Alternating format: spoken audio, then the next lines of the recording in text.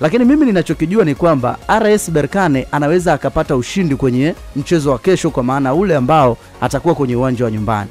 Mimi ninachokifahamu, kuzunguka kwao kote watakapokanyaga ardhi ya Tanzania, sidhani kama wanaweza kutoka salama kwa Simba. Simba watafanya kila linalowezekana. Simba ni moja ya timu ambayo imekuwa na mikakati mizuri sana inapocheza kwenye michuano hii ya kimataifa, hasa wanapokuwa kwenye uwanja wao nyumbani.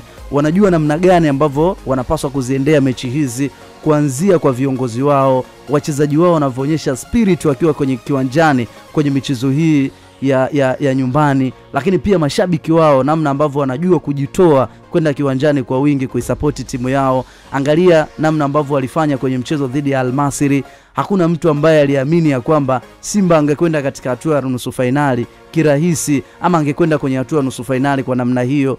Wengi waliona mara baada ya mabao 2-0 ya ugenini Simba ingekuwa ndo mwisho wao, lakini mwisho wa siku Al Masry alikuja akafungwa magoli 2-0 na anaondoshwa kwenye mikwaju ya penalty. Kwa hiyo hata hapa pia Simba bado anayo nafasi, lakini wakubali wao ni timu ya pili kwenye mchezo huu. Hawezi kuwa timu ya kwanza mbele ya RS Berkane. Kikubwa wewe na heshima tu kwenye mchezo huu wa kwanza, wakapate matokeo ambayo yataonyesha taa ya kijani watakapokuja kucheza kwenye uwanja wa nyumbani.